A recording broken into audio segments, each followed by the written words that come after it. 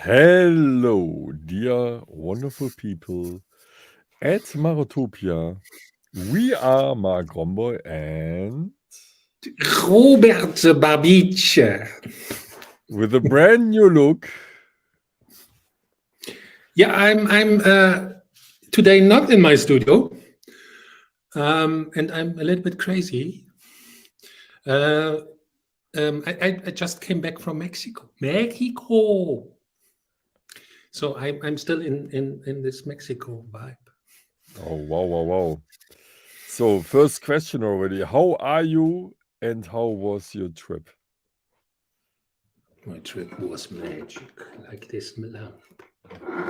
And I look what I got. Habanero salsa, big bottle, because extra spicy. Your dinner And tonight. something that we don't have in Europe. Oh, I think it's wrong. It's mango, but with chili on top. So it's dried mango, but with a lot of chili, and it's spicy. And I love it. Wow. And I actually I was playing a gig that was super cold, and the people gave me this wonderful Mexican poncho.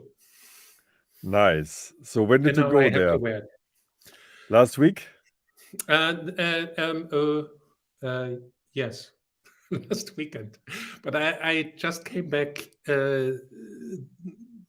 last night. Last night. But now, Yeah, actually, I'm right now in Germany. I'm not in Malta. I'm in Germany because I'm playing tomorrow a carnival show in Cologne. So I can wear my poncho and play hardcore acid and make my makeup. Will be fun. nice. Tell us something about the journey. So, you flew from Malta via where to Mexico City? Okay. How was it? Take us on the trip. Okay. So I took the plane Malta to Zurich. From Oh, wow. Zurich to Mexico City. no. No? It was not a direct flight. Oh, wow. To Canada, actually. What? Yeah, I to Montreal. Montreal. We talked about this Yes, airport already. exactly. So I was in Montreal for Wow. 3 hours, Uh-huh. and then I had a flight to Mexico City. Yeah, so it was long journey. So from And Montreal to Mexico City, it's 4.5 hours? I was Something? five or something. 5. I was just completely fucked. When you have so many flights, you are just. Oops, I said the wrong word. Beep. I didn't say it. You said it. Anyway, has to beep it. So I hope I look crazy enough for our show. Sultan Yes. says hi. I just see So- Sultan here. And also Julio. And Robert says, hey, Robert. Nice. Wow. Yeah, and then you landed in Mexico City. And Yes. were there any COVID tests or? Nothing. Zero. All On the whole travel, there was nobody asked for any tests, no mask, nothing. Also in Mexico was nothing. COVID is over. This topic seems to be done. And this is good. So, but you needed to show your vaccination when you... No, nothing. Oh, wow. On like in nothing. Nobody wanted to see anything. Only my passport. At least. Okay, and then you arrived and you played where? I play on a festival called Xibalba. It was in the mountains outside of Mexico City, like in the forest, mountains, in the nature. But the problem with nature is that it was cold. It was so cold. I had to play. It was during the day, like over 20 plus. So I thought, wow, nice t-shirt weather. And then at night it was 5 degrees. So I was freezing.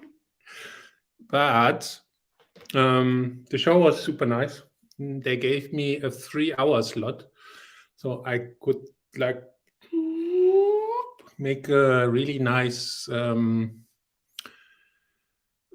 journey. I started very soft. And then I also had a little feature. Ira Anger was singing in the beginning.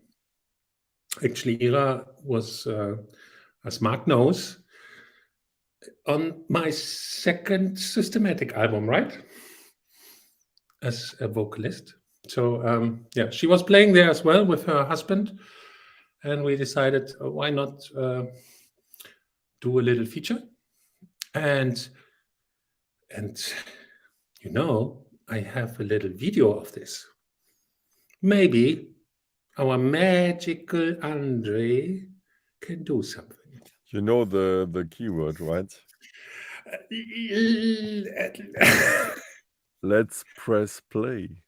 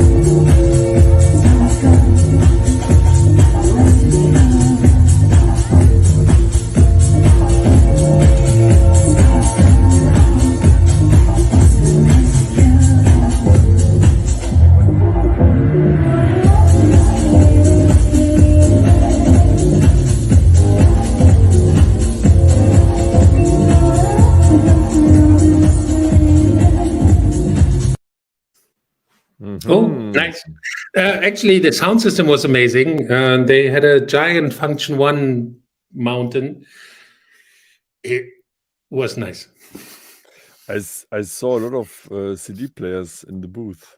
So what did you have enough space on the stage? They had 2 tables there, so it was enough space. Yeah, looks a bit like that you were DJing there. No. But I'm so bad with names, but I met so great other artists. Please look up for this festival because all of the artists that played there were amazing people. And did you walk around a little bit, or yes, just rush in, rush out? No. I stayed there for a few days. Of course, I got horrible jet lag.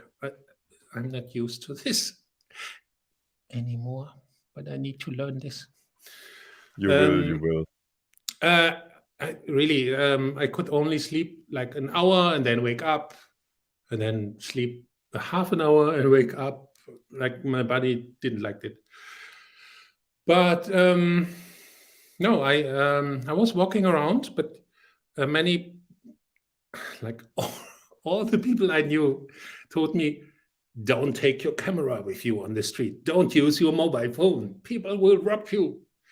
So I cannot show any pictures because I believed them.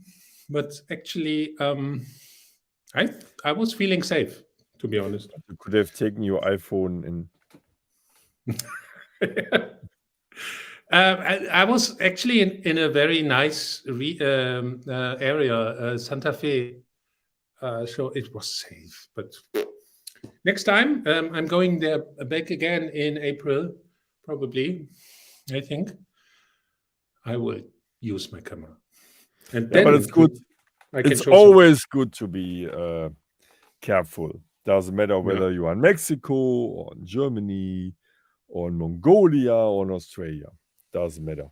And have you seen the not recent post of Timo Maas, but I think it was 3 weeks ago when he posted that he was robbed on the street. So yeah, it can happen Yeah. everywhere. But he looked a bit damaged, to be honest. That's true. Yeah, of course, can be dangerous. Yeah, and I called him up. So he's fine again, and he ran behind the robber, and he ran after the robber. And Okay. you say robber? Yeah, robber. And yeah, then And he did fall, and that's the reason okay. why he was a bit damaged. And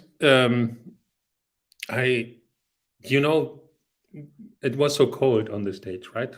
And I asked them, what can I do to make it a little bit warmer?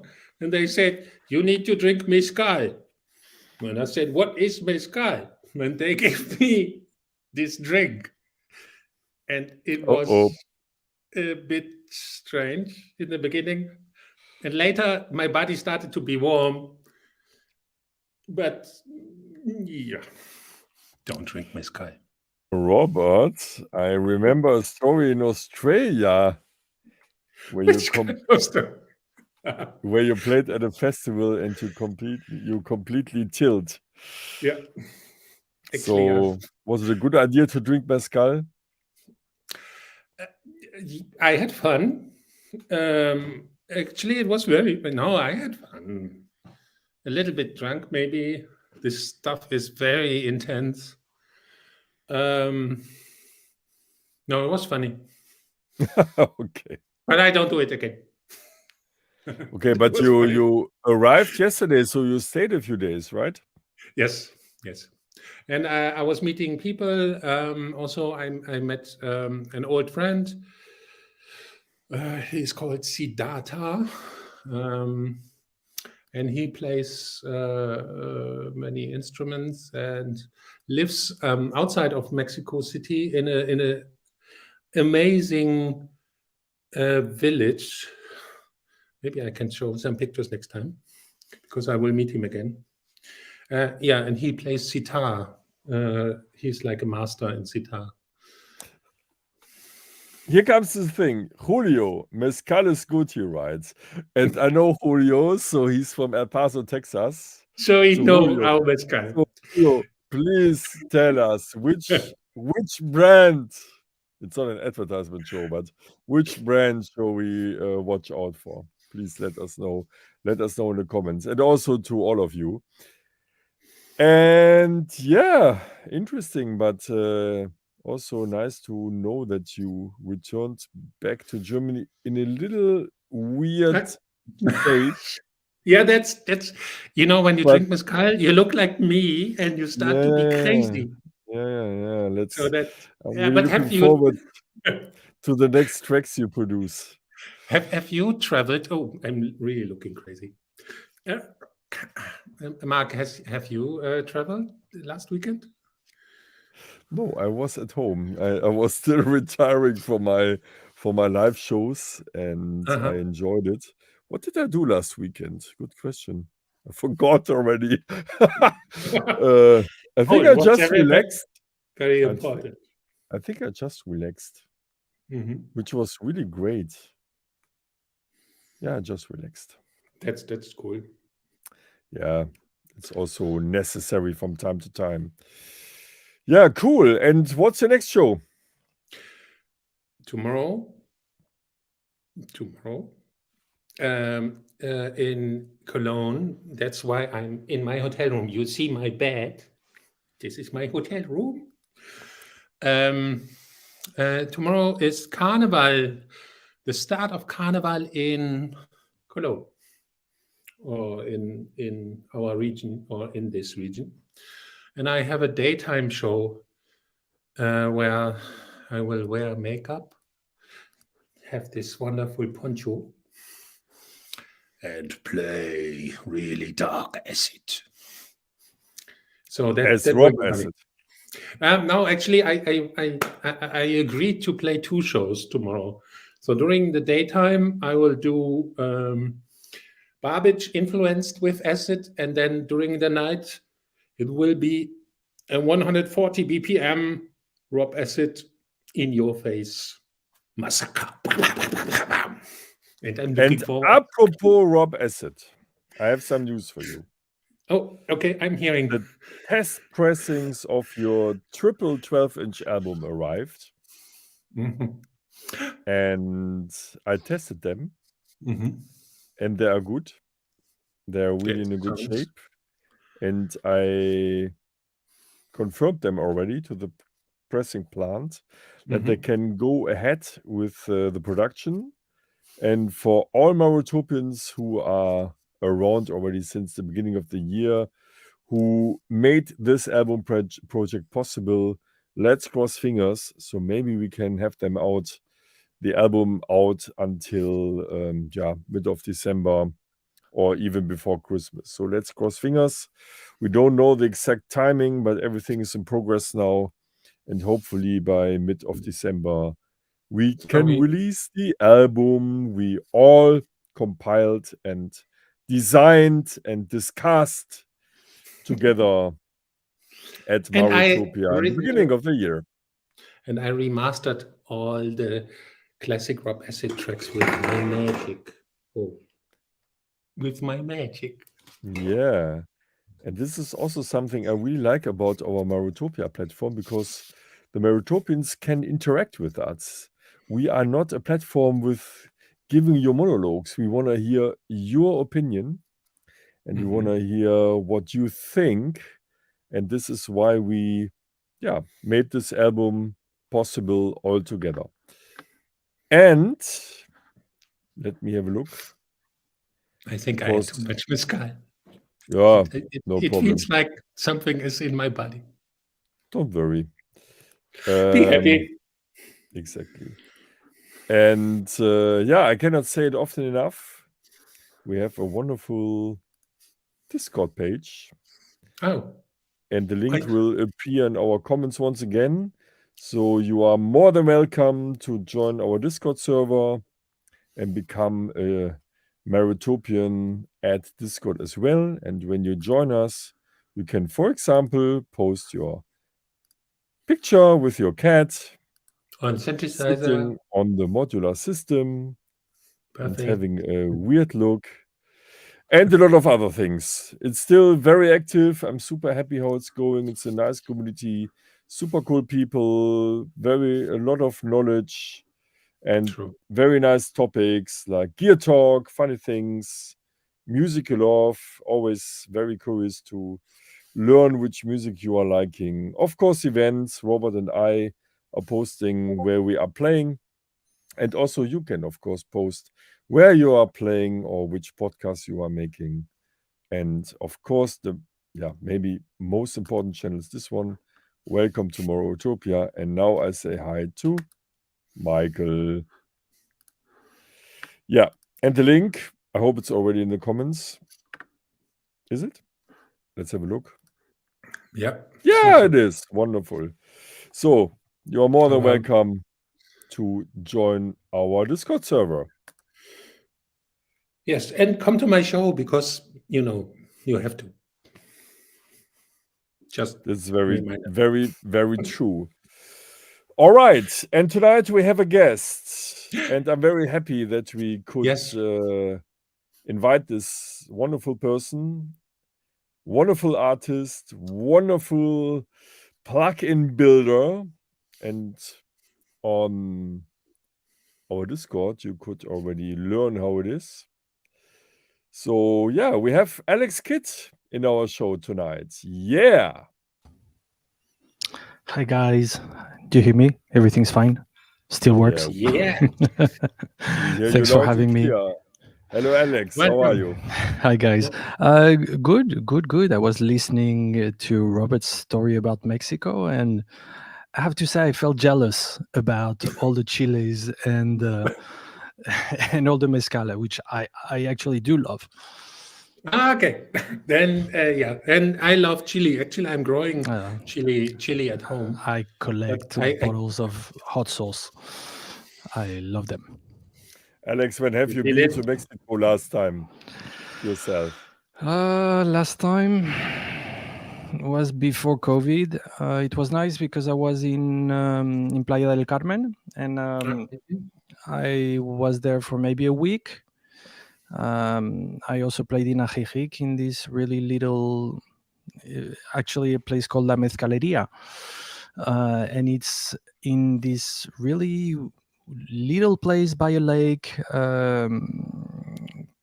close to Guadalajara, I think. Hmm. And it's really literally looks like a village, and the place is like this old little posada, and you enter and they have a huge void sound system Wow. for maybe That's so 30 people size dance floor. It's fuck. just super random, but it's actually really nice. It's lovely people, lovely food, of course. Lovely experience. I love it. And also in Playa del Carmen, I played for SOS, SOS Records, and I was staying there with Ivan, DJ Nomad, who is a lovely human, and spent a lovely week over there eating aguachiles, which I love. It's some sort of Mexican ceviche. Lovely. I would Lovely. just You're play for also a food, I fan think. of mezcal? I'm a fan of food and good things, I think. So So Yeah, yes. they told me it's good mezcal, and I feel it's still good. yeah, you feel warm with it. It just like gives you Yeah. this. I prefer it 10 million times over tequila. A million times. Easy. Yeah, cool. Good. Yeah, I'm also looking forward to go to Mexico next year again. So it's always a very special place, and the people on the floor are very enthusiastic, and Oh I yes, love it. yeah. They were super nice, really. Very, very nice. So Alex, where are you based at the moment? We see your wonderful studio corner, but where is it? I'm in Berlin. I've been in Berlin for quite a few years now, and yeah, originally from France, but from Paris. But I don't think I'll ever come back. Oh, I'm not Wow. sure I'm gonna stay in Berlin forever either, but for sure I'm not. I'm not coming back to Paris. I don't think so. And what about your German? Are you learning Terrible. German? No, I live in Berlin. I don't need German, sadly. Every time that I speak German, my accent is so thick. My French accent is so thick that everyone feels sorry and talks back in English, or they try to talk in any other language than German. Like they feel sorry, probably. but It's difficult. can you say guten Abend? Of Guten course. Abend. Hey, Yay! hey, you I are didn't German. I didn't have any doubt. And you I have can a say famous genau. You get away with everything. You're saying yeah, genau. Just like understanding, be like, just say genau, and it works. And how does vielleicht. it how does it feel Vielleicht. for you? Because I had French in school, and I love to speak French because it has some flair and in a very nice mood. And German is quite hard. It's more the machine language which Kraftwerk used. So how is it for you to hear German? You feel I you feel this actually, sometimes? I think I actually got used to it, and in some way, I can find it pretty attractive. Like women, when they speak like with a certain tone, it can be actually pretty sexy. But the funny thing is that it's only when I came here that I understood that all my German teachers in France had a super thick French accent. So they taught me German with a French accent. Okay. Yeah, of course. So yeah, I mean, now the thing is like way too deep in me, and I wasn't good at German. I have to say, I can speak Spanish, I can speak English, no problem, and French, obviously, but German, it's another story. It's tough. I You was guys have really, everything reversed. I was It's really, really bad in French. Like it's a really, complicated really one. bad. Actually, I didn't like my teacher, and she didn't like me. Same with my German. We have a lot in common. We like chiles. Let's see. You see, We like need to be best. acid We need to be best friends and magic. and magic. How many crystals did you bring back from Tulum? No. Oh, No, did you? Shame.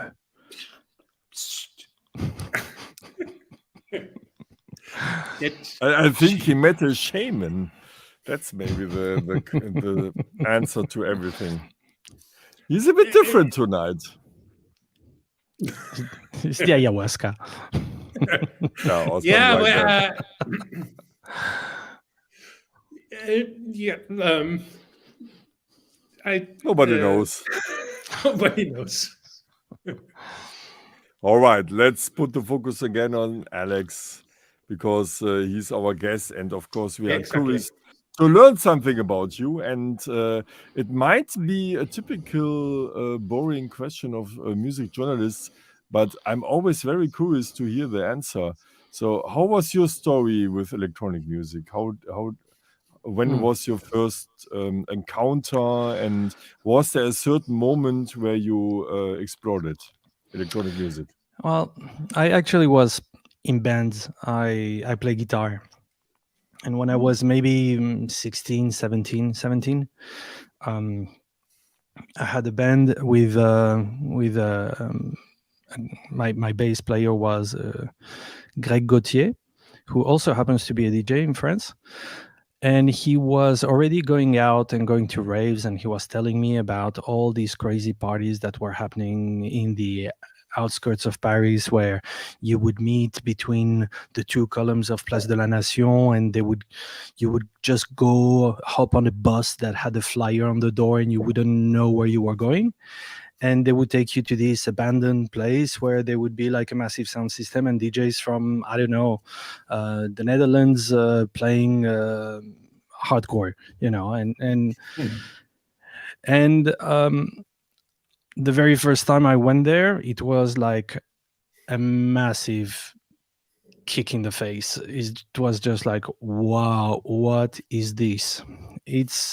It was not only the music, the energy, the difference of music, because it was a very different approach to music, but also the social side to it, where you could see by then, because now it's more normalized, but by then it was a place where people would come almost for an experience.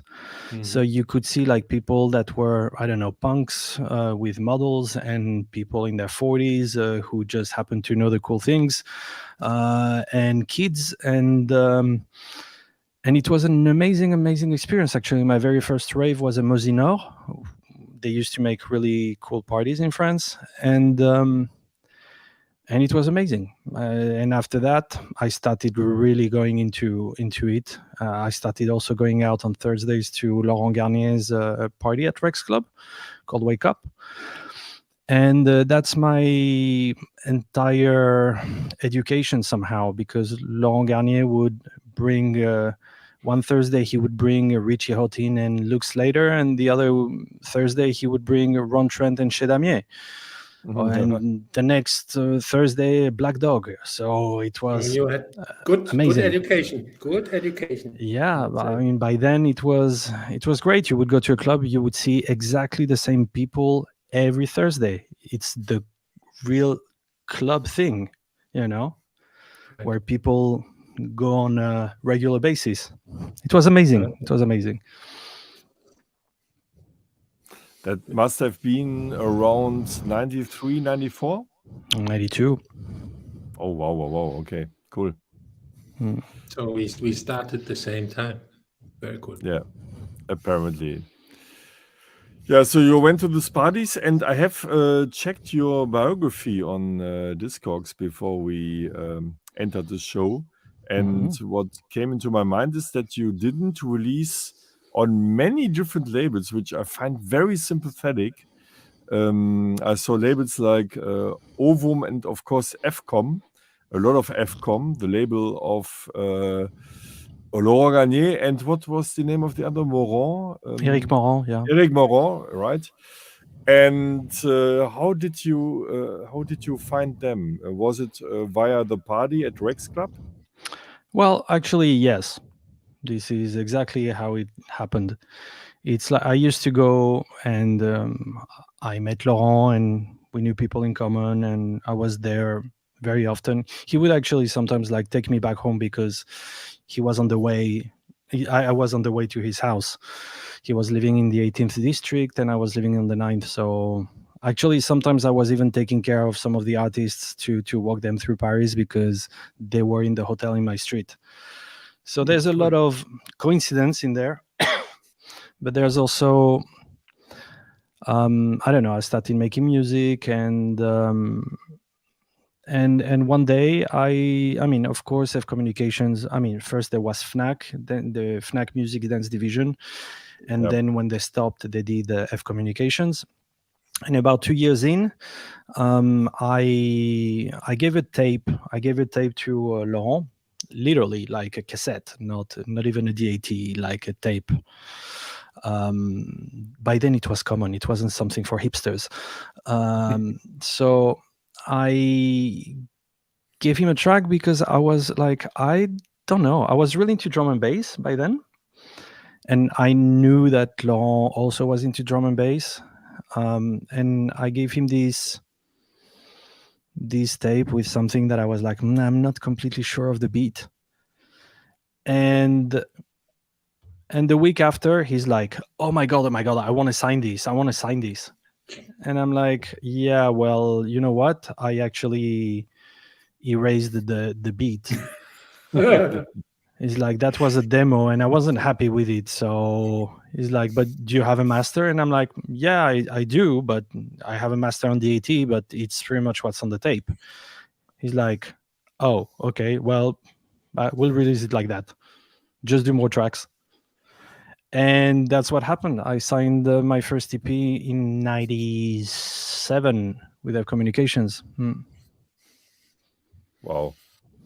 What a story. Yeah, Fnac was the first label, and Fnac is actually a French shop chain for TV, computers, CDs, right? Correct. Books. Do you know exactly, or a little bit more than me, the story, how they teamed up? Because it's a bit unusual. I mean, in Germany, we have these shops called Saturn and Mediamarkt, and I can't imagine to make a label with Robert's music, which is called Mediamarkt. So it's, it would be weird. Hey, my music was always in Mediamarkt. Yeah, but not on the label, Robert. it's Fnac is not exactly the same because Fnac doesn't sell. They don't sell a washing machine. You know, they will sell. They will sell hi-fi. They will sell computers. They will sell things like this, but they have mostly books and records. So I think that at some point they I don't know. I actually don't know what's the story about how they did the label and all that, and how Eric Morand started to be involved with them, and Laurent Garnier. I actually don't know. I think that Laurent was an artist of Fnac, and then when they stopped the dance division, Laurent and Eric did together F Communications, if I'm not wrong. I could be wrong. Yeah, I will ask him next time, because I was always wondering why they teamed up, because at this time acid, techno and house were alien music genres, right? Totally. And the intention to support this uncommercial music at this time is very interesting. Natalia posted something. Natalia, I think, a DJ posted something asking for my first EP. The first EP is called I don't even know what the name is of my first EP, but it's actually on Spotify, so you can probably find it. The tracks are called I Think, I See, I Am, and Maybe. Those are the first tracks. So Playground EP, that was the very first one. Yeah, Playground. And I So have a very, very important question. Very, very important. yes. Listen, why the name Alexkid? Very good question. Happens that um, my love for music started through my auntie's record shop. Actually, the cover of my first album is her record shop that she had in Spain, in Mallorca, in '81. So when I was 6, Oh, and and uh, she used to play to the Sega with the Master System, and the game that's integrated in the Master System is Alexkid. And I had a lot of pictures from when I was a kid, because my father is a photographer, where I was playing a little piano keyboard. So when I was like looking for a cover for the first EP, I'm like, oh, actually, maybe this picture with, like a little tribute to my aunt, because she got me into music. Well, I'm Alex Kid. I'm a kid. Well, let's do that, and that's it. That's how it and went. and you stayed with that name now. Yeah, sounds weird now, huh? 47, No, Alex not Kid. really. Not really. You're still a kid in the studio, I'm pretty sure. So I'm pretty sure it still fits in a way. Yeah. So for everybody who's not so familiar with our show, so when we discuss sometimes demos, I sometimes say, be like a child, be like a kid when you make a session and a recording session. Agreed. And I'm a big fan of being a kid when you're an adult. So it's a very sympathetic name. I mean, those things are toys in the end, I mean, they're True. things that we play with. I mean, it's about keeping it fun. I think it's very, very, very important to keep that sense of play, and it has Of to course. be, in French it's ludique. I don't know what's the translation for that. Well, anyway, it has to be fun. Absolutely. I will be 50 in January, and I am still crazy. This is true, and you're still a kid. But yeah, all of us should keep the inner child. That's very important. So the name is For actually sure. perfect. Yeah, and I think I know you already since the late 90s, because I was a big fan of Knack and FCOM, and there was even a time when I bought the records without even listening to them. And I remember in 2006 or 7, I gave a track to Will Saul, to his label, which was called... House. No, it was the other one. Anyway, but I gave him a track, which was called Sunburst. And 2006? yeah, I think it was 2006. And I think on it the was record, earlier. or even earlier, maybe I don't remember that well. And on the record, there's my original and also an Alexkid remix. And I have to admit that I still love it a lot. And now that I have you in the show, I would love to ask you, do you remember when you produced it? Totally. Because, yeah, please tell me, tell us, how was it for you to remix this track, Sunburst? Actually, I had a lot of fun with this one, because it's almost entirely analog, that one. It's I did that with a Poly 800 and the 909, and the 909 Yes, is the true. 909 from the producer of Dr. Alban. and Ace of Base and all that I bought in Stockholm. I bought it for 450 euros.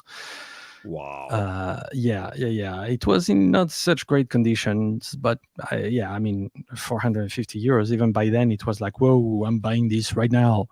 And I made the track mostly with that. There's maybe a bit of MPC 3000 somewhere. I think the bass is maybe the FB01 or Studio Electronics. The what's the big one? The one that's SE1? the SE1, correct. Yep. It was I think it could be the SE1, the bass, but the the Poly 800, because it was the Poly 800, and that you don't have access to the MIDI CCs because it's not the second model. You can only increase and decrease the filter by pressing buttons. So during the track for the Evolution, I was like this, like a motherfucker, like yes, good. There, filter back, breakdown. I had this one as well. I remember.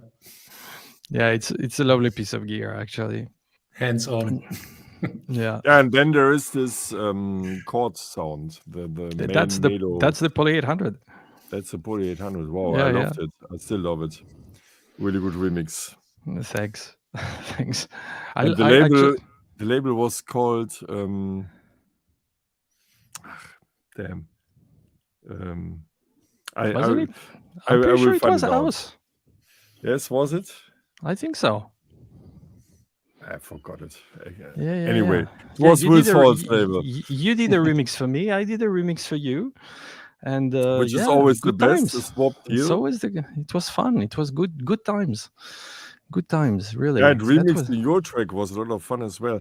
I remember this artificial voices, female voices I played with. It was Love Letters that you remixed, right? Love Letters. Yeah, correct. It was the voice was from the Macintosh. Nice. Yeah, it's a bit hidden there, right? Because I think it's in every operating system. Yeah.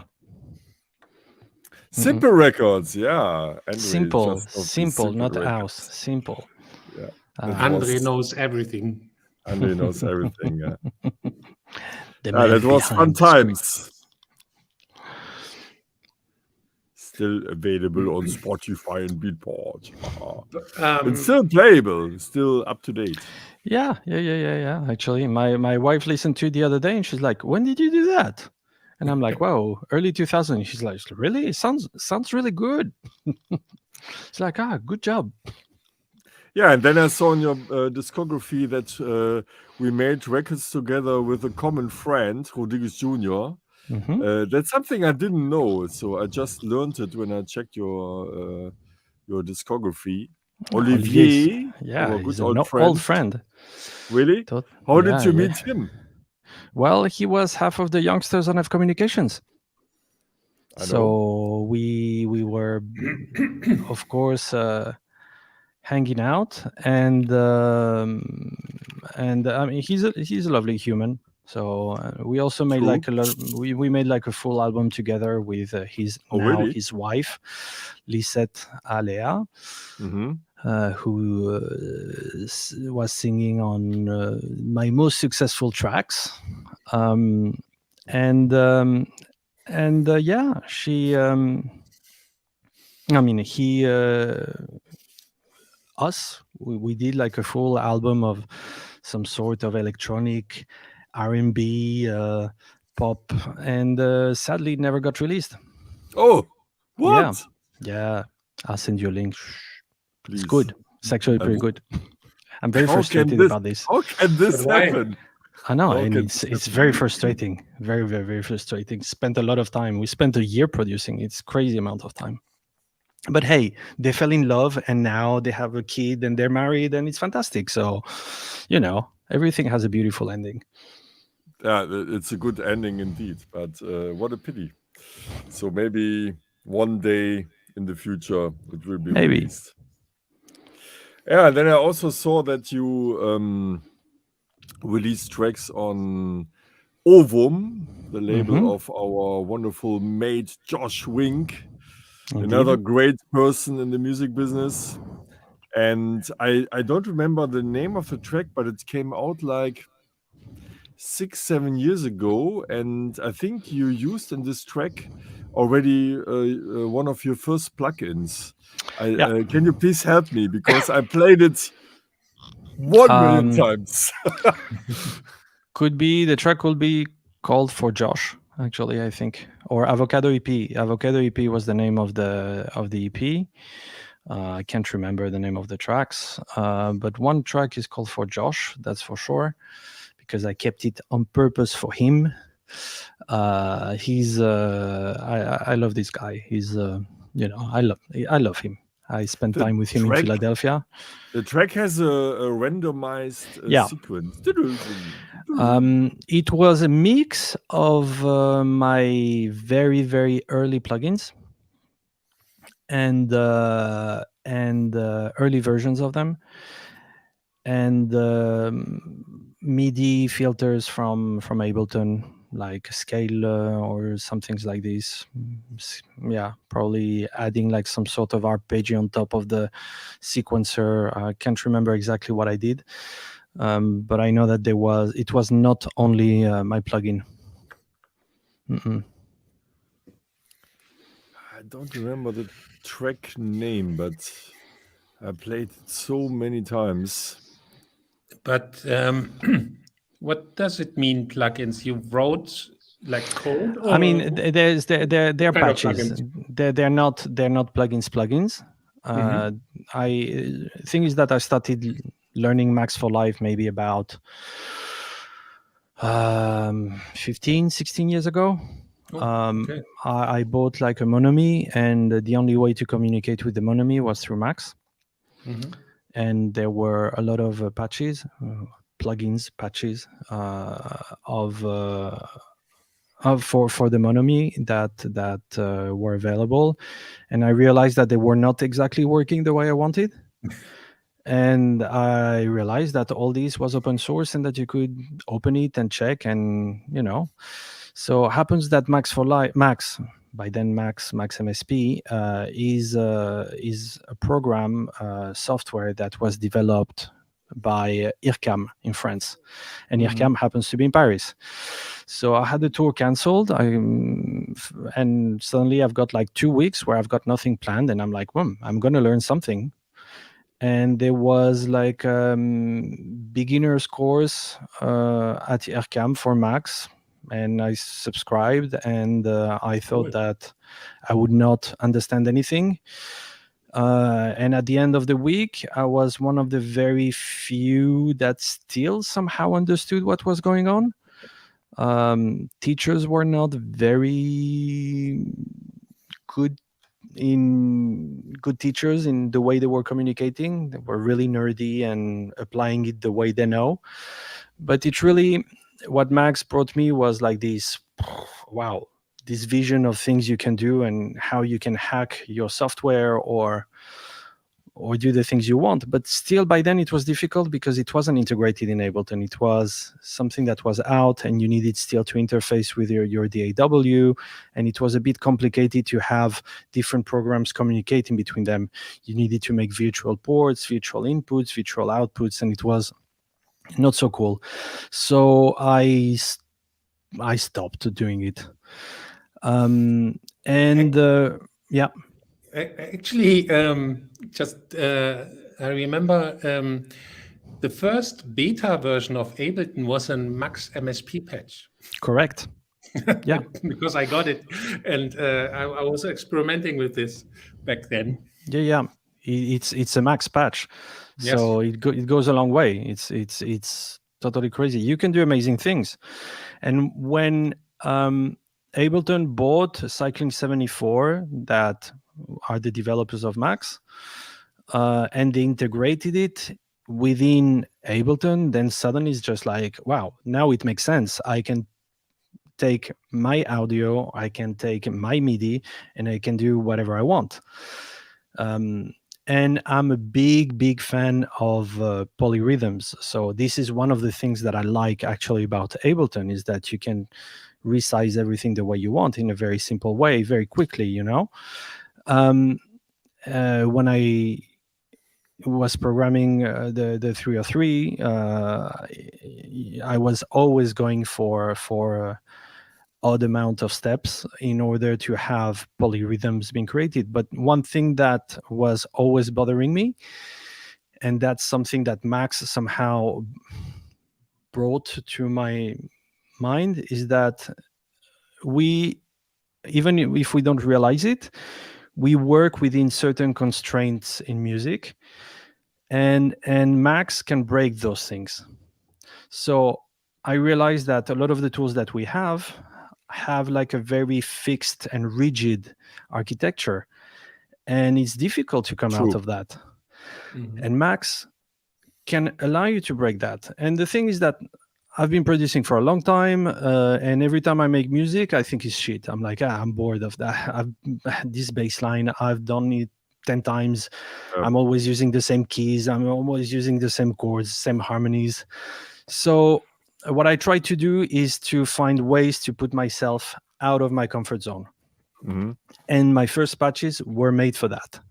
It was just like, let's give me a starting point, and do something that somehow thinks the way I think. And I wanted to do something that would be able to separate the rhythm from the melody. Because now, when we write something within a clip in Ableton, we define at the same time the rhythm and the note every time. And I think it's a bit frustrating. So I made myself, even when you use a hardware sequencer, is this like every trigger gives you a certain note. And what I did with, I think the peculiarity of my sequencers is that I separated what creates the rhythm from what the melody is. So I've got one melody happening, and I've got one rhythm happening. And if they're on different lengths, by correspondence, different notes are going to play. Actually, that's how I was playing my Rob Asset sets back in the 90s. I used the trigger out of the 909 with the Yeah. rim shot as the rhythm, and the SH101 Correct. was playing the sequence. So every time I changed the pattern in the 909, I had a different sequence. So you can do this actually with my sequencer too. I got inspired from exactly that method. But there's I've got two methods. I've got what is called the clock. No, I mean the gate clock. I mean follows the rhythm, goes every step increase with the clock division. So if you're in 16ths, you're going to have an increase of a step every time. And then so exactly like an SH1. I mean, this is the peculiarity of my sequencer. But then I've got the second mode where indeed each gate increases of one step. The thing is that the 101 will play the thing sequentially. If you put 3 notes, Right. every time you're gonna have a rim shot, you're gonna have the next note, and then it's gonna go back to the beginning, etc., etc. Here it works by correspondence. But I'm going to be able to show you this after. And after that, I started like playing around, making the sequencers a bit more complicated. Not complicated, but adding features that I think are musical. I try to keep everything as simple as possible. Actually, I'm not good at doing max patches, but I do them as a musician. And I do them in a way that they can be used. It's really very self-serving. It's just like, I need this, I want this, how do I do it? And I try to work and learn until I know how to do that. I don't know much more. That's the thing. So if I don't have the need, I will not learn it. I only learn when I'm like, I would like to do that. I'm sure it's possible, but how? And then I look into it. And like eventually, after doing the plugins, I started selling them. because of a very unfortunate situation in my life, I had to find a way to make more money because I had an issue with a business partner that basically ruined me. So I opened a little shop, finalized my plugins, and hoped for the best. Put the plugins online, and they sold. They sold like really well, and this helped me a lot. A lot of people played the game, were supporting me, bought the plugins. Every time that I was doing new ones, they were buying them, and it was really heartwarming. And eventually, I decided to take it out of Ableton and bring it into the VST world. So for all softwares. So now it's available for every DAW, and this new one is really. I'm really happy with this. But I didn't code it myself. I work with a developer in Japan, with Tadashi Tsuginomori from HY Plugins, and it's been a fantastic experience. And now it's been out for maybe 3 weeks. Yeah, and we have the big privilege that you will show us the plugin now.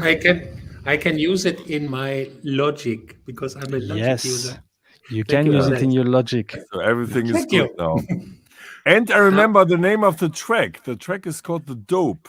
The Dope, I just looked it up. A track I played so many times. Have you made it with one of your plugins? Yes. Yeah, partly. And the bass line in this is actually the operator in Ableton. Mm-hmm. Yeah. I love this track. Thank you. Thanks for this. Because this randomized character was the thing.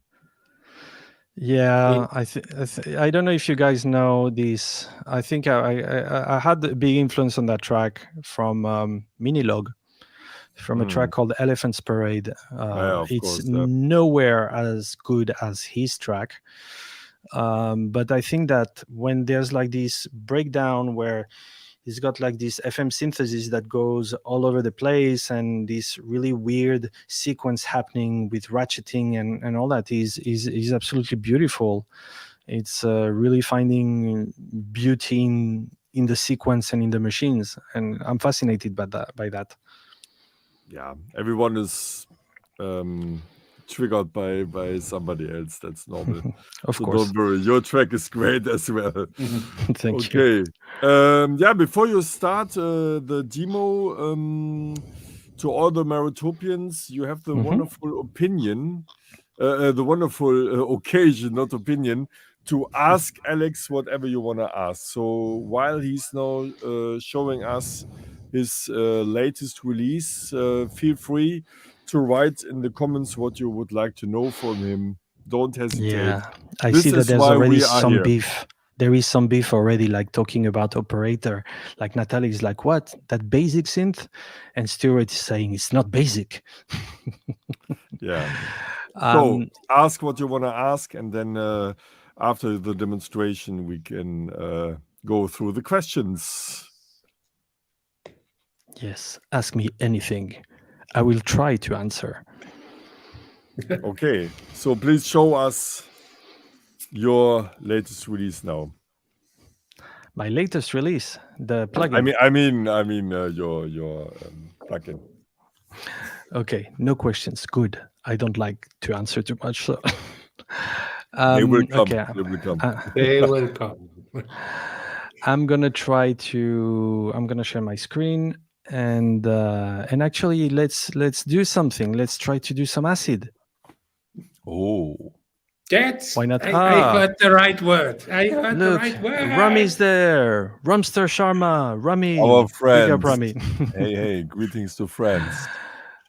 Okay, I'm gonna present and share screen. Let's share. Okay. Yeah. You guys see my screen now? Everything seems cool? Yes. Okay, so this is the plugin. Let's change the sound here. We're gonna go for 303. No, Roland. Where is it? TB303. we are going to stop the internal sequencer and take a simple square waveform. We're gonna maybe change a few things here, and let's see.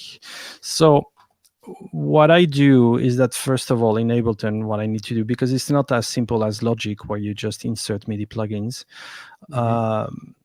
In Ableton, you need to open a MIDI channel and put the plugin, and then where you have your synth, you need to receive the input, the MIDI from, and you define the channel, and then below you define again the plugin, and you put it in monitoring. Therefore, when I write something here, let's say something like that. Do you have sound? Is that enough, or you want it louder? Yes. No, perfect. Okay. Okay, so as you can see, I just wrote a rhythm here.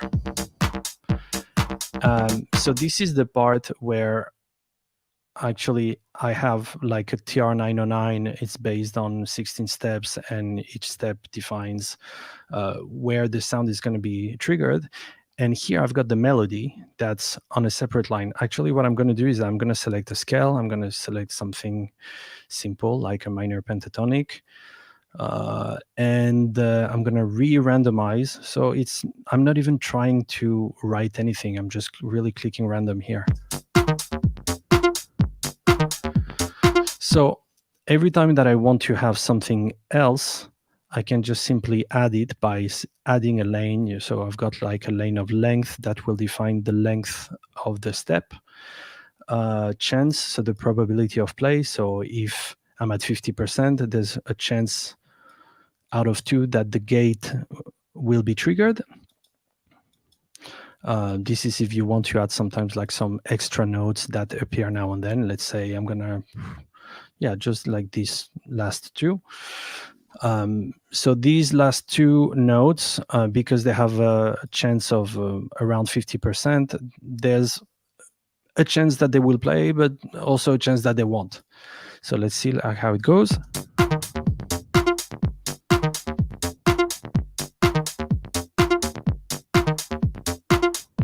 So as you can see, they don't always play. So even if I have only 16 steps, thanks to these, I can totally add already like elements of random and nonlinearity. If I wanted to add some slides to make it a bit more acid, let's add octave transpose also. Let's run them.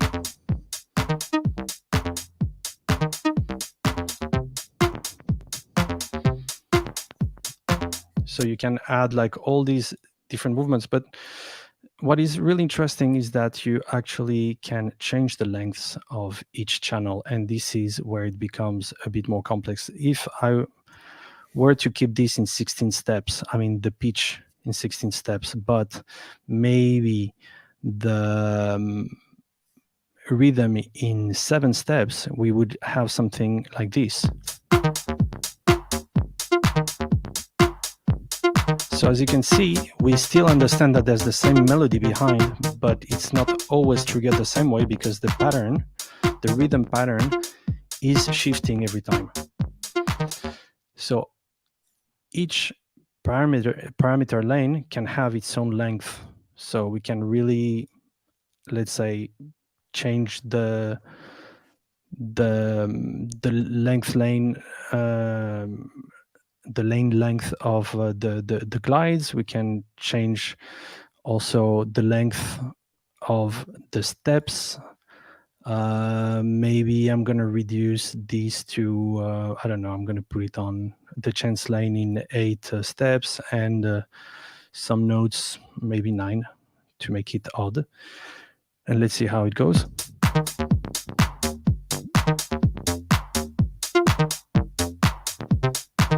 So I could also change the octave lane and go, let's say, in 5 steps. And every 5 steps,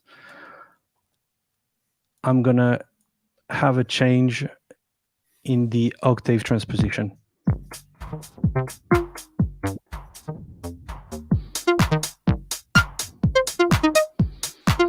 So even if we only have 16 steps, we get something that varies like on an incredible length before it repeats exactly the same way. But let's go back to a blank preset, and I'm going to show you another function that I really like. It's, let's say we have this, and let's create a rhythm that is different. Let's do something like that. And we keep a melody that's monotone, but we have a second pitch lane. So we've got pitch A that writes one melody, but we also have pitch B that is another melody lane. And we have a probability AB that allows you to switch between pitch A and pitch B. So when the arrows are pointing up, only pitch A will play. And when the arrows are pointing down, only pitch B will play. And in between, you've got a probability that is going to be either up, either down. So the more it's up, the more chances that the top line plays.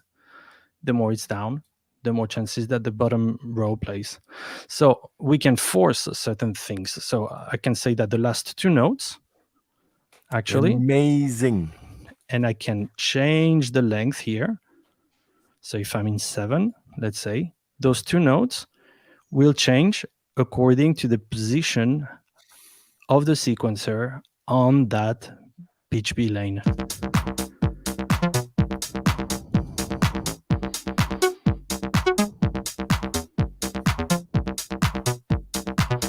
So we also have MIDI CCs that we can assign. So if I go to the 303, what is the cutoff here? It's 74 and resonance is 71. So let's see, we could select 74. Oops.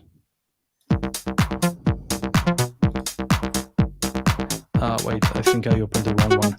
Yeah, there's one problem with Ableton, is that when you open the VST3, Ableton filters CC signals. So you need to open the VST and not the VST3, which is pretty annoying because a lot of people ask me, hey, the CCs don't work. And actually, it's not the plugin, it's Ableton filtering those, which is not very normal. Okay, let's open it again. Second, where is it? Second here. Let's recreate something. Something like that. It was something like that, if I recall, around there. We're in 7 steps. We randomize these ups, and we select a minor blues scale.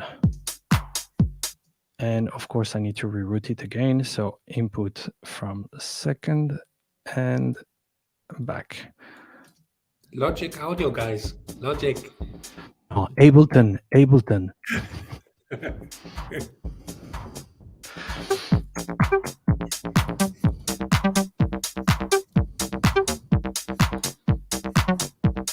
So you can really create like spots where it sometimes randomizes, and now let's say that the last step, this one I want to be triggered sometimes, I would add the chance lane and just add that. And if you want to have like that SH101 feeling as we were discussing before, we could basically create, let's say I'm going back again to minor blues. I'm going to create something that goes up like this. Let's go on, let's say 6 steps is cool.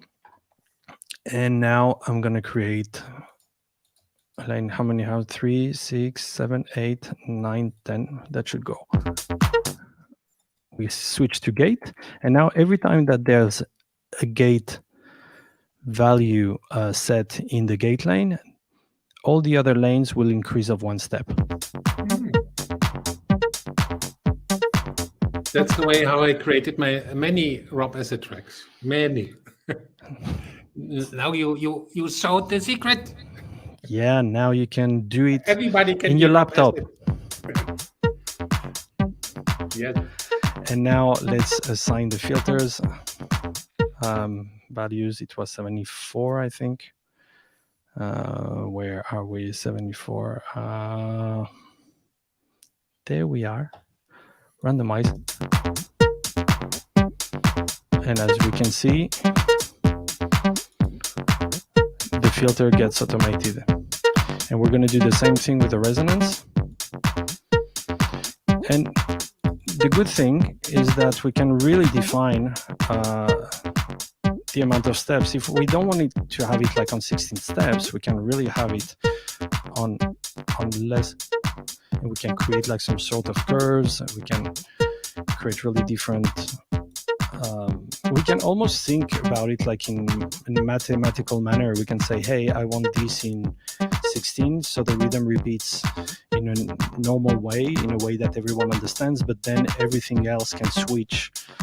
And then you create those non-linearities because you create movement, but at the same time, because they're short patterns, the brain understands that there's something that repeats within the pitch, something that repeats within the filter, and it makes it pleasant and musical to the ear. So it's actually somehow really helpful for me to use these, because I just almost define margins and areas where I want the system to function, and then if I like it, I can just export or record it and modify it. It gives me a starting point, and it's, I don't know, it's quite a fun way for me to work. So do you guys have any questions already about this? Yeah, many questions. Many. Okay. I see many. Andre, Okay, so it's your job. Show us the questions. I'm going to stop sharing for the moment so I can answer. Yes, MIDI drag and drop out in DAW. Yes, you can. And in Ableton, you can. That's a function made for Logic users because they cannot record the MIDI. We can. In the latest update. In the latest update, you can. Yeah, about effing time. Sorry. But yes, there's been a MIDI drag and drop out from the DAW, and I'm going to show you why it's really cool to be able to record directly from the plugin instead of using the MIDI drag and drop, but it's still there. Is there any questions about this? About what we've just seen? Okay, so can you extend the sequence to be longer than 16? This is something that I will show just after. You can, but the problem is that I didn't do it as a chaining sequence for one reason. Is that when you work with polyrhythms, when do you decide to chain to the next one? Is it because of the gate? Is it because of the melody? Is it because of what? So I decided instead to be able to call the patterns via MIDI via the keyboard. So when you send MIDI to second, you can actually, on a zone of the keyboard, if you enable it, you can call the patterns as a punch-in mode. So it's based on the absolute position of every single sequence that run at the same time. So all the sequences that are memorized within the preset, you can have up to 12 patterns within one preset. You can call them via the keyboard and punch them in real time. So if you want just to have the end of a phrase, you can just like boom. And it doesn't start from the beginning of that pattern. It punches in at the position where that pattern should have been at that time. So you can really go deep with the polyrhythms, even if that punching happens at the same time every time. If you have polyrhythms, they will not play exactly the same thing. But if you're recording and you punch in exactly at the same time, it will be exactly the same thing that was played before. So it's really, really convenient, and it's way more powerful than having actually sequences that can be chained. So that was actually a really good question. Thank you, Natalia. Yeah, really good. I think we had more questions. No, Andre? You marked some of them, right? No? Okay, no more questions related to the sequencer. Great. So I'm going to show you a couple more things with the sequencer. Yes, please. So what about hardware, by the way? I mean, you showed the software synthesizer. You can also use it with hardware, right? Of course, you can run it with hardware. Yeah, you can, as long as you can send MIDI out. You can control anything, and when you've got up to 3 CC lanes that you can assign to anything. I didn't want to do more than 3 because then there's clutter on the interface and it becomes like way too busy, and I didn't want to have like one of those plugins that have 10 million functions in there and that are crammed with things that you never use. I just wanted simple, effective, nice to look at, and fun. We were talking about this before. It needs to be fun. So hardware controller, you can. Sorry, answering Natalia. There is no hardware controller. At some point, I would like to maybe make it hardware. I'm thinking about it a lot, but it's not the same game. But I was going to say you can map, but no, you cannot map because we had to disable all mapping visibility. Because when you record certain things, when you record the movements for transposition and for pattern changing, it records everything in the sequence. And then when you play it back, it creates conflict. So we had to erase all of them, not erase them, but make them non-visible. So we cannot have a hardware controller controlling this, sadly. What about iPad, iPhone? It's also something that I'm considering. Yeah, it really looks like made for it. I mean, that would be a great alternative to the hardware if you can use it on an iPad. Yeah, definitely. But hardware is nice. I like machines. I mean, I'm telling every time when I speak with a developer, hardware or software, I'm always telling them the best test if your user interface or the workflow works is put a musician in a very dark room, give him a lot to drink, vodka or mezcal, and when he is super drunk, he needs to create a track with this thing. And if he's able to create a track super drunk in a very dark room, then the workflow is perfect. Yeah, that's exactly how I do it. Who told you? See?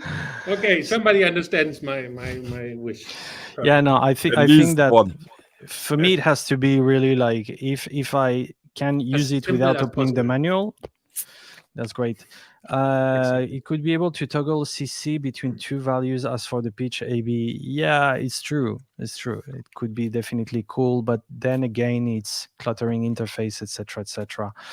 But it's true that it would be definitely a nice function. Also, Stuart asked something, said that it reminded him of another of the melodic steps, which my plugins, my patches the sequencers are really built from scratch. I don't use the sequencer object within Max because, again, the problem is that it syncs the trig with the note every time. And in order to separate that, I had to indeed recreate a clock. I actually recreated a clock based on another object to avoid a jitter. The clock is based on the audio signal and not based on the transport signal. Very good. So, yeah. I will take your plug-in tomorrow on the stage because I'm playing tomorrow, and I will use it. I'm going to show you something, and then you're going to be like, shit, I'm going to spend all night long now, like trying to reprogram stuff with it. I'm going to show you something actually pretty cool with it. And if I fail, it's because of you. Yes, I will take all responsibility. Okay, so we have this melody. Let's say we've got this. So we copy this and we paste it into the second pattern. So we've got twice the same pattern, but let's say that now we're gonna add like a lane where in the second pattern you can show us your screen. You can show us the screen. Goodness, yeah, that would work better, definitely. I was like already like doing stuff. Great. Okay, so let's makes sense. Yeah, let's share screen.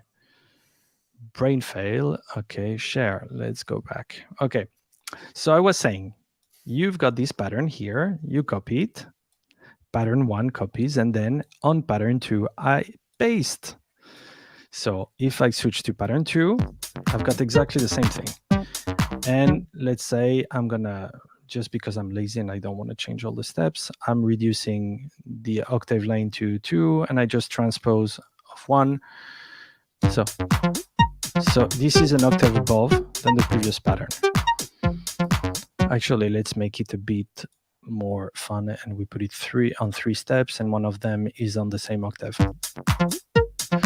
But maybe I'm gonna say on this one, the filter is also really closed. And I'm gonna copy this again, copy, and paste it on the third pattern. And now on this one, oh shit, it didn't copy. Oops, copy, paste.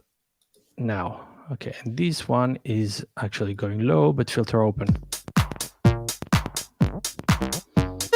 And I'm gonna change the melody, maybe. Change the melody here. And maybe we add more notes. Let's do something totally crazy on this one. Okay, we have this. So I've got this first melody. I've got this second one. And the third one, okay? Now, if I enable this here, this button that says C0 to B0, if let's see where I am. First, I want to see where I am on my keyboard. Okay, I'm in C3. Okay, now I'm going to enable ups. Okay, I'm in pattern 1. When I press my C0, C sharp, I'm in pattern 2. And D, I'm in pattern 3. And I can play them live.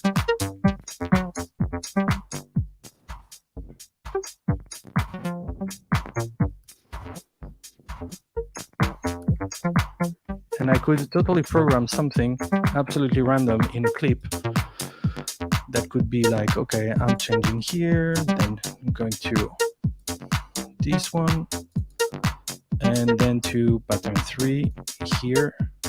So let's do this. I press play on the clip. What did I do? I did something wrong. Yes, I'm in monitor in. Okay.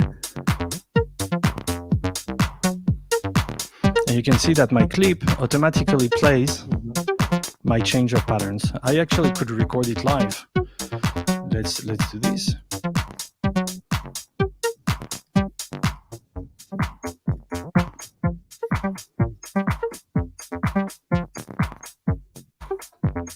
And play back, and it changes exactly how I play them.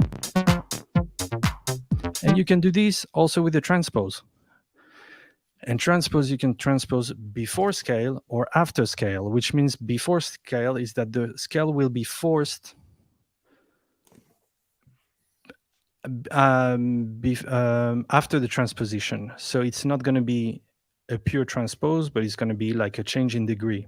For those who understand harmony, let's say that if I'm in a C major scale and I play a triad in C, so it will be a C, an E, and G, which means the fundamental, the major third, and the fifth. If I transpose of 1, it's not going to be a C sharp. I will transpose of 1. It will go from C to D, and then the triad is going to be minor. It's going to be a D, it's going to be an F, and an A. So it will shift within the scale. So you can transpose whatever you want, but it stays within the scale. So all this is also something that you can transpose just by enabling C1, C3. And C2 will be your 0, C sharp will be 1, etc. C1 sharp will be 1, etc., etc. And going below will be a transposition down. So yeah, very simple, very effective. We we spent a lot of time trying to figure these things out. And wait, So stop we sharing will the screen. get some Rob Acid records soon with this I hope so. functions. I hope so. I want to hear a lot A of lot. that. My head is already like glowing. Okay, So there's I see there's more questions. yeah, let's see the questions. How did I come to work with Tadashi on the plugin development?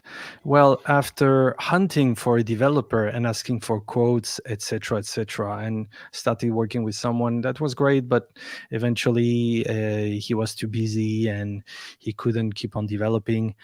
I made a very simple decision, which was to just look at something that was close to what I was doing, but not exactly what I was doing, because as of now, there were no sequencers that were doing the features I had, surprisingly.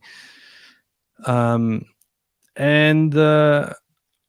I contacted a friend at Plugin Boutique who gave me the contact of Tadashi because he's got his plugins at Plugin Boutique. And I sent him a nice email and I said, hey, would you collaborate on these? These are my patches. He understands Max, so he opened them and he's like, yep, okay, let's do it. And it was great, simple like this. It went boom. We're partners on this project. So it was much easier than not knowing and how it's going to go. Is it going to sell? Is it not going to sell? Am I going to make my money back? It's complicated. And Tadashi was excited to do it, and he did a fantastic job. It was really great to work with him. And the UX UI we did with Resonant Design, who are ex-Native Instruments, who do actually a lot of really cool UIs for Eventide, for Korg, and for a lot of big companies. I think they still do things for Native Instruments also. And altogether, 7 months work, trying, testing, finding new ideas, making sure that the things were working the way I felt they should work. And eventually, yeah, it's better than I thought it was going to be. So it's really exciting when in the end it's better than the expectations. Yeah. Wonderful. How long did the development take? 7 months. 7 months. Actually, Tadashi at some point is just like, yeah, okay, I like it. Can I start coding? And I'm like, yeah, sure, go for it. You sure you like this? Yeah. And really quickly, like a week after, he already had the basics in there, because I mean, the idea of going to see a guy that already does sequences is that he can reuse part of his code. He doesn't have to write from scratch. And therefore, it's a much better way of functioning than really building from the bottom, He already has all the foundations. He already has great sequencers on his own website, on HY plugins. Actually, the only thing I would complain about is that they're way too complex. It's like they've got too many features. And I was telling, hey, no, we're going to make something simple. It needs to be simple. It needs to just do a certain amount of things. That's it. Okay, so how many lanes of these? 3. It's enough. I think that we work better with restrictions. A lot of people tell me, but why didn't you do 32 steps? Yeah, I could do 64 if I wanted. It's digital. You just need to, But I think that musically results are better within less choices. Why is a 303 fantastic? Because you have 2 waveforms, a good filter, and a fucked up sequencer. That sometimes takes you to places that you're just like, this is not what I wanted to do, but it's kind of cool. It's the same idea with the sequencer. I just Yes. want people to just try things, move something, and you need to be able to move things fast. Just press random. Oh, I like it. And it takes off the weight of because when I write music, sometimes I'm like, is this right? Is this hi-hat okay? Is this the right note? No one cares. No one cares. This is the thing. It's like, it's good or it's not. Man, if it's this note or this note, is in the end, it's just a choice. And adding the random functions just took that weight off me. So I'm like, okay, I know it's within the scale. I press, yeah, it's kind of good. It gives me an idea. I like that, but I'm going to change those notes and I'm going to do this like that. And then you just work from a base. You work from something that is not necessarily what you would have done if you had started from scratch. You have already a starting point, and that takes off the fear of the blank page, the this thing that often you're like looking at your sequencer, or like if you're writing a book at your thing. Okay, page 1, once upon a time. Exactly, and this is why your plugin is so precious, because I'm a big fan of this randomized things, and I can tell you a little secret. Back in the days when I didn't have an idea which sound to take, I still have it here, the Waldorf Pulse. And when you went from sound 1 to 0, 1 0 1 0, it always played randomized new sounds. And sometimes when I wasn't inspired at all, I did it 100 times, and then eventually I found a sound and I made tracks with it. So this randomized thing is very inspiring. And I also have the philosophy, I think it's not so much about creating anymore, it's more about selecting. I mean, take Daft Punk. They just selected the right records from a records collection of Thomas Daddy, and put it together again and made great music of it. So there were more selectors than creators, right? Well, they're a year older than me, and they were from the high school next to mine in Paris. So BZP actually was in school with me. We're in the same class. So I was in their surrounding. I know a little bit the stories, and Thomas is a genius. Let's put it this way. A genius selector. Yeah, I mean, they've got good taste. I think that Guy Manuel is someone who's got really good taste in music, and who's got like almost like an artistic director kind of approach to things. He's like, yeah, that's good, no, that's shit. And Thomas is this guy that tries like a lot, and is really, really talented, and he's got like a really crazy vision on music. I saw them live at a students' party, and they absolutely tore the place down. It was amazing, and I remember exactly they were triggering everything with HR, not the HR16, the MMT8 that looks like the HR16. It's like a sequencer that's really painful to use.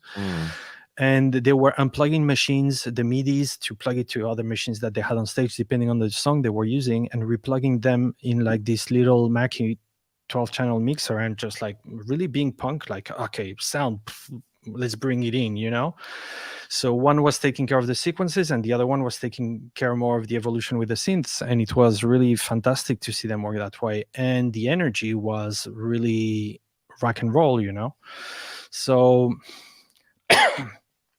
yeah, it was fantastic. It was fantastic to see them. Thomas is really a talented guy, so there is indeed the chance to have a daddy that's producer and that's got a good record collection and already some machines, but the guy knows his shit. So have you given him your plugin already? No, actually, I didn't think of that. I could. I think he would be curious for sure. Okay. By the way, giving away the plugin. Exactly. That's exactly what I was going to say. How are we going to do this? How should we sort that? So would you like to give one Yes, code I'd away be- to one Marotopian? I would really love to, first of all, give one for free, like to a Maritopian. And Cool. for those who didn't get, so I'm going to answer Abraham. The plugin is called Second, SEQUND. At some point, I guess, like within the YouTube, there's going to be the link to the shop. This plugin can be used with Cubase. It can be used with any DAW that can accept audio units, VST, VST3. So we're going to give one, and I'm going to give a code. So if you want to have it cheaper, you can have it cheaper on the website. So instead of right now it's at 59 euros. If you put let's say that the code is going to be Marotopia, all in capital letters, and Yes. if you use this code, instead of being at 59, it will be at 39. Wow. And that's it. I'll leave it on for a while like this. So how should we do for the giveaway? I would say we have a wonderful Discord server, and everybody who is on Discord can write into the channel. What is it? Amazing technology, Robert? Yeah. And we just make a random one of us close his eyes and pick something. Yeah, and you can write there why you want to have this plugin, and then we choose one Marotopian, and we'll let you know who it is. I would like to answer to Natalia because she's asking, so it is forced into the C scale but make the chords as triads. No, there's no chords actually. It's in case that you're playing, let's say, 3 notes in an arpeggio that belong, let's say, to a triad of C. In a C major scale, if you shift of 1, it will be the 2nd degree, therefore it will be minor, the 3rd one will be minor, the 4th one will be major, etc., etc. So it works like chords, but it's not. It's just transposition within a scale. So yeah, I'll shoot a serial key for the Marotopia members of Discord, and Marotopia will be the all in capital letters. Maybe you can put it in the YouTube also. Yes. Will be the code to get it at 39 euros instead of 59. Wonderful. Alex, thanks so much for joining us. No, thank you. I will for having try me. the plugin tomorrow for sure. Yeah, because I saw that you didn't install it. I can track you. And you neither, Robert. You didn't. Yeah, you name it. And believe it or not, I wasn't in my studio for 6 weeks now, or 5 weeks. I don't know. I believe you. Crazy, yeah? No, I installed it on my studio computer, but I'm on the road. And does it work with an M1? Yeah, it works with M1 and Rosetta. Yeah. Of course, in these days, it must work with M1. Cool. Yeah. Yeah, thanks so much. Thank you, guys. For all your time and for the explanation. I'm really looking forward to try it out. I hope we can welcome you next year again in our show. It was big fun with you. Definitely, my pleasure. Yeah, super curious to try it out. Thanks and have a good night. Well, thank you so much. And next time we can talk about chili sauce and all that stuff. Yes. Definitely, yes. Looking forward to meet you. Ciao, ciao. Thank you, guys. Ciao, ciao. Thank you very much. That was cool. Wow. Deep. Whew. What a great, great, great tool. Honestly, I love it. Such a random lover. I have to install it. Maybe. Okay, let's repeat it. So, dear Marotopians, you can have this plugin, go on our Discord server, write into new technology, why you want to have it, and then Robert and eat spicy sauce. Spicy sauce. Robert will Habanero. make this and will choose maybe you. And for Exactly. all others, Marotopia in capitals, and then you have a great discount. Thanks so much, Alex. Yeah, the show is almost over. We have one more goodie for all of you, which is A video. Of course, we want to play music. We forgot to play music tonight.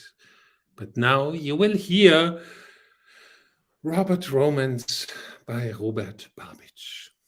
Let's all play. right. And goodbye, everyone. We love you. Of course. See you next time. See you Goodbye, next time. dear Marotopians.